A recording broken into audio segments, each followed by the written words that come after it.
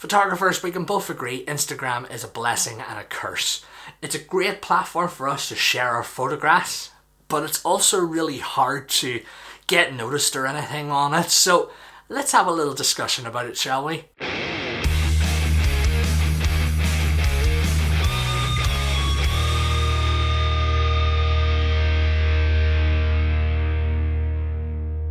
Well, what about you guys? How you all doing? I hope you're all keeping well today. Hope everything is good where you are. Did you miss me? I'm really sorry I haven't posted as much over the past lot of months. I've had a really busy time. There's been a lot of things going on in my life, but hopefully now we'll see a bit more of a regular schedule with posting on videos. So thanks for always coming and checking out any stuff, and even coming to check out this video here. It's always greatly appreciated. So yeah, social media. We're in an age where social media is a really big thing.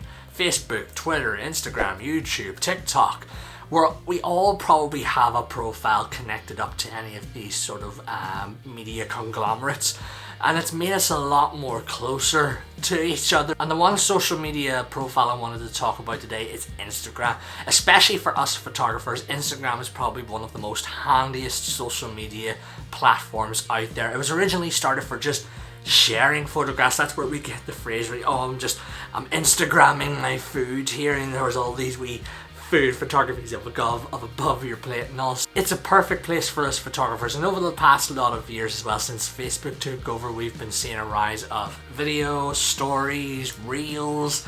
It's just grown into something completely big, but it's still a major platform for the likes of photographers, models, businesses alike. And while it's great that we have a platform that's truly dedicated for the likes of us photographers, it's also probably one of the most hardest platforms out there, because you can go online and you can see so many people saying, oh, you know, this is how you gain the most followers and the most engagement, and even especially like if you share a photograph and you probably find, why am I only getting such and such amount of likes, but somebody else has shared the same type of photo and they're getting a lot more likes than I.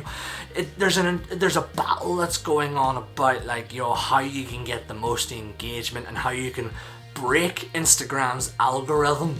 I mean, all social medias have an algorithm of sorts, but you know, the almighty algorithm is something that's really hard to crack. Like, don't get me wrong, I don't have any secret ingredient either. I don't have the biggest following or anything like that.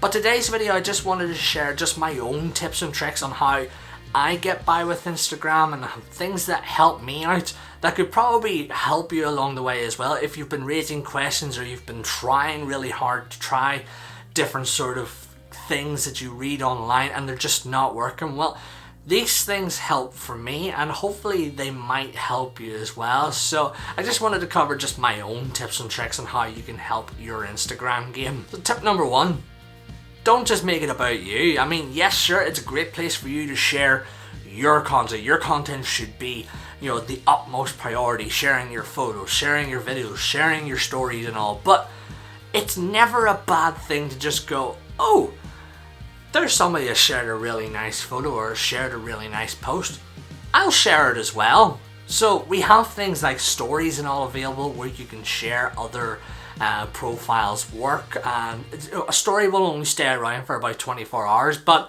maybe somebody that follows you doesn't know about this photographer, so then they'll go check them out. But maybe this photographer will share your work and they'll go, oh, I'll go and check that out too. So we're more or less working together, because there's people that might not notice this profile or people that might not notice your profile. So it's never a bad thing to not make it all about you. Share other photographers' work, like, share, comments, just give engagement rather than constantly expecting it to come to you. Tip number two, keep an eye out on your busiest times. You can go online and there's so many tips about when's the best time to post on social media. They could say like, oh, early in the morning is really handy because people are waking up, they're checking their phones, they're getting ready for work and all. And then there's sort of middle of the day, lunchtime and all, people are taking a break from work, so they're on their phone again. And then there's the likes of dinner time, so people are coming home from work, they're checking their phones, they're on social. So there's certain busy times, but for me personally, I've also been finding that I followed along with a lot of these sort of different ideas of working along with the busy time, and they never really helped me. I don't know if you ever find it as well. There were times that I was sharing pretty much on the cusp of that start of the busy time to see if I can get the most engagement, and I didn't really get all that much, but there was times where I was posting at an obscure time and wow, my engagement was fairly going up. And this isn't just on Instagram, this is on like TikTok and all like that too. My own personal theory is that I find it's the best to post Monday to Friday at around sort of dinner time, so 6-7 o'clock area, at the very latest maybe about 8 o'clock. And I just find that this is a good time for people to see your work because it's dinner time. It's the most time people are checking their phones, whether they're lying in bed or anything. They're scrolling and everything. They're not as distracted as what they would be in work or getting up early in the morning. And especially for myself, you know, I live in Northern Ireland, I live in the UK.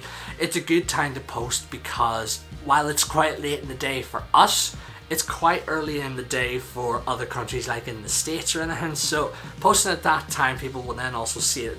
It's just a system that works for me. So keep an eye out on your own busiest times too. And the reason why I say Monday to Fridays work for me, because I posted on the weekend and I don't really get all that much, but Monday to Friday seems to be a really good time for me personally. Tip number 3, get rid of your followers. Wait, what? Yeah, that's right. Get rid of your followers. No, I'm not talking about all your followers or anything like that. But what you really want to do is get rid of any silly accounts that are following you. There's plenty of spam profiles and bots and all out there that will follow any account out there just to get some recognition, sell some products or anything like that. And you could have the most followers in the world, and you'll probably find about half of those followers are these spam and bot accounts. What you really want to do is get rid of all of them. So yes, it could diminish the amount of followers that you have, so that way looks wise you could go, oh, you know, it actually looks like I don't have that many followers, but you actually have more organic followers rather than just being filled up with likes of spam and bots, and it looks a lot more presentable too. So it's never a bad idea to just scroll through your followers and check out different profiles of, you know, who's legit, who's not, who's actually taking the time to like your work and check out your work and support you and all. And just anybody that isn't, anybody that's just there to just send you a message and say, oh, buy more followers and all for us, to get rid of them, block them, delete them.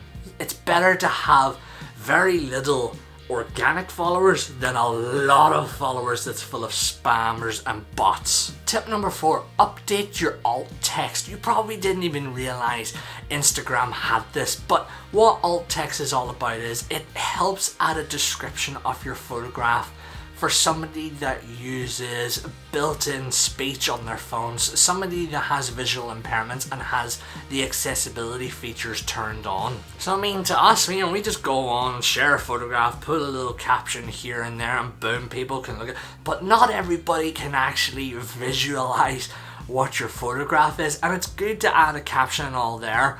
But if you're somebody maybe doesn't add a caption or add something quite obscure, what Instagram will do is, yes, it will add in a text to what it believes the photograph is of. And it could be something like, if I'm sharing a photograph of a really nice landscape here, Instagram will probably say the alt text is, oh, I believe there's a lot of trees and water here. Whereas what I'll do is I'll actually go into the post itself, into the advanced settings, and go into the alt text and actually put in a brief description about what actually is the photograph. Describe it, if there's any colors going on, if there's any key feature or anything like that, because Instagram might not notice that, whereas you know your photograph. So the more you describe, the more you're actually gaining a much more better response from somebody who's visually impaired, who's blind, and is using these text-to-speeches. And rather than it going, oh, it's just a photograph of trees, you're actually describing your photograph a lot more to this person, and they'll go, oh wow, this actually sounds really nice. So yeah, you sort of want to reach out to the people that really can't see, because even though they can't see, they're still using social media.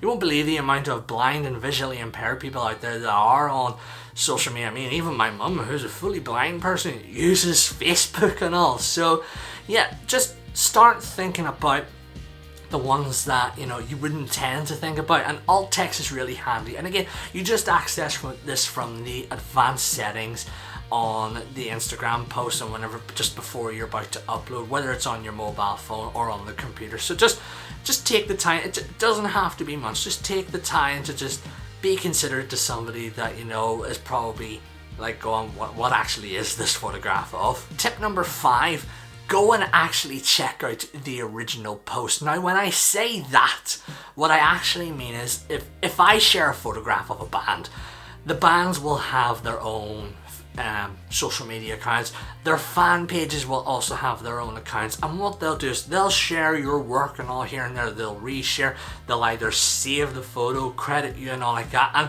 you could sit there and go, well, how come they're getting about thousands upon thousands of likes, but yet mine's only getting about maybe about less than 100 or anything like that? Well, this is the one thing that I love to do on Instagram, is if I see like a fan page or something, or a support page, share a post from a photographer, is yes, like it on that page, but then go into the credits itself, go to the photographer's page, like it, share it, follow it on the actual original post too, because not only are you supporting them on this page, you're going to their actual account and you're building up the engagement as well too, because it's easy to just see it on this fan page and go, okay, yep, like, but the photographer themselves doesn't really get all that much either. So yeah, it doesn't take much to just go into the description, go to the tag of the photographer or the business or anything like that, and just go and like and share and love, or even follow the original photographer and the original post. It really doesn't take that much, but you know, it helps in the long run, because again, I've seen fan pages get loads of likes on my photograph, but yet on my post I don't really get all that much. So yeah, just go and take the time and check out the original postee. Lastly, and this is quite self-explanatory, don't stress about it. Look, there's so many tips and tricks and things about Instagram that sound really stressful. I mean, to me, I've stressed about Instagram before because I've shared a photograph, I've used certain hashtags, and I still don't get anything, but yet somebody shares a similar photo and they get loads of stuff, and it's like, yo, why can't I get anywhere? When, again, don't stress about it. Just be yourself. Just share. You're not all in this for the likes of the likes, the followers, or anything. You're there because you want to share your photos to the world, and it's better to get as much organic likes and follows than just people just, you know, like I said at the around in the middle part of this video, you know, bots and spammers. It's better to get more organic, and you could probably sit there and go, oh, I'm just getting the same followers. You know, it's good that, you know, you've got people actually like they're out there liking your stuff and loving your stuff and following you, checking you out, sharing your work and all. And it may sound very samey, but you know, I'd rather have that organicness rather than just, oh, there's a photo, just share it there and then boom, and then that page gets all the likes and I don't really get much. So yeah, don't stress about it. And especially with this Instagram algorithm, it's always changing. There's always different sort of things that are changing with the algorithm, and you know, you can never get it right. You can never get it precise. So just try not to stress too much about it. It's only an online thing. Whether you get so much or they get so much, it doesn't matter. At the end of the day, you should just be focusing on, yeah, I'm sharing my work to the world.